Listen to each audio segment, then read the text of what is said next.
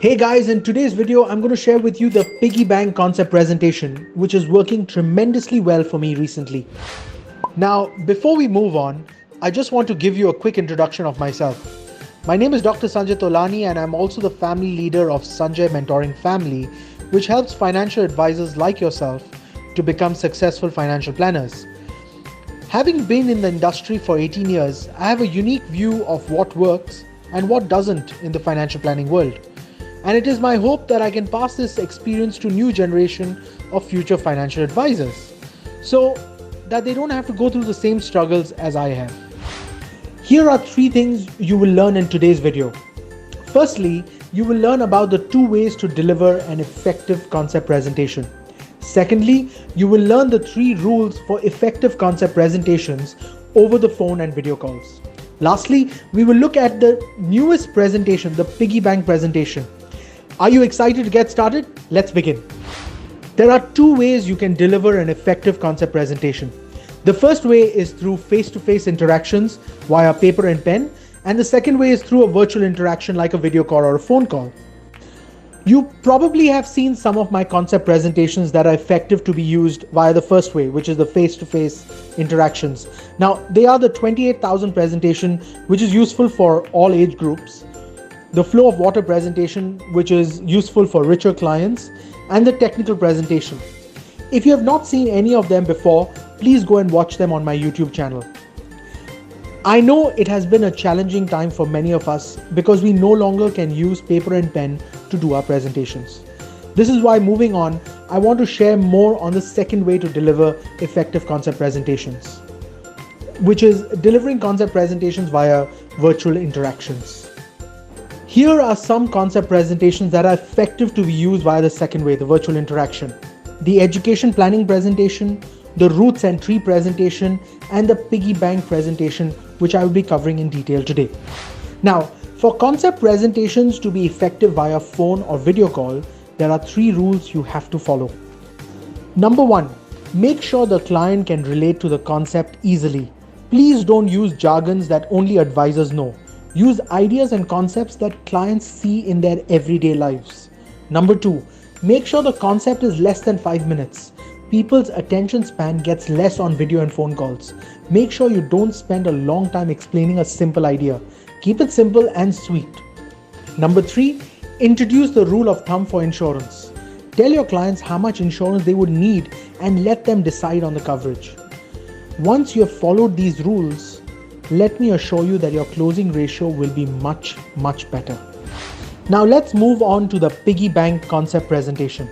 Here is how it works. Mr. Client, as children, we have always heard of the concept of piggy banks. But did you know that there are 3 types of piggy banks that every smart adult keeps? The reason why they are piggy bank is because you have to break them when you truly need it. The first type of piggy bank is the emergency fund piggy bank. In this piggy bank, you keep around 6 to 9 months of your monthly expenses in case you need it for emergencies uses. Use this money set aside to cover large and unexpected expenses, for example, in case you lose your job or your business fails. The second type of piggy bank is the medical expense piggy bank.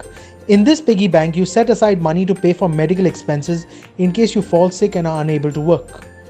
The third piggy bank is the future piggy. In this piggy bank, you keep 3 things. Number 1, money that you want to use for retirement. Number 2, money you want to pay for your kids' education.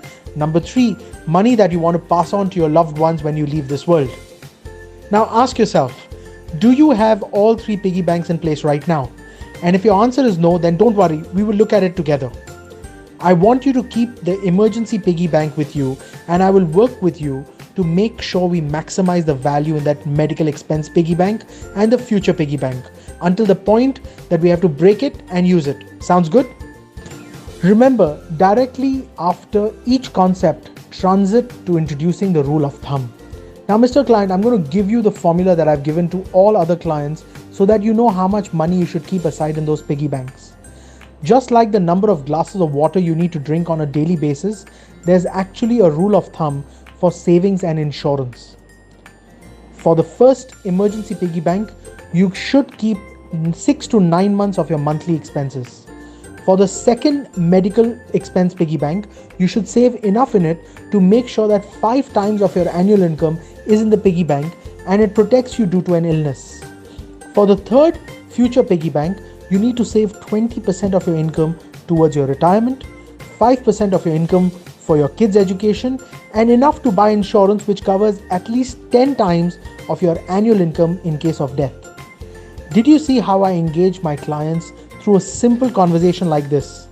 Try it and let me know in the comment section if it is effective for you. It is very important to have a good concept presentation because it can be helpful to you build a good impression, build trust, build confidence, trigger the right pains, give a clear understanding, and save time for all parties. Now, if you want to learn how to do the other types of concept presentations, get yourself a copy of the Concept Presentation Playbook. In this book, we cover the 2 strategies to transit from conversations to a presentation, the 4 essential rules that you need to follow for concept presentations, and the 5 types of concept presentations. Not only that, I've also documented 21 of the financial planning presentations that I use with my clients. Most importantly, the 6 most expensive and costly mistakes that advisors do when they do these presentations. So if you are serious about becoming a successful financial advisor, get yourself a copy. This is Dr. Sanjay Tolani. Together, let's make financial planning easier.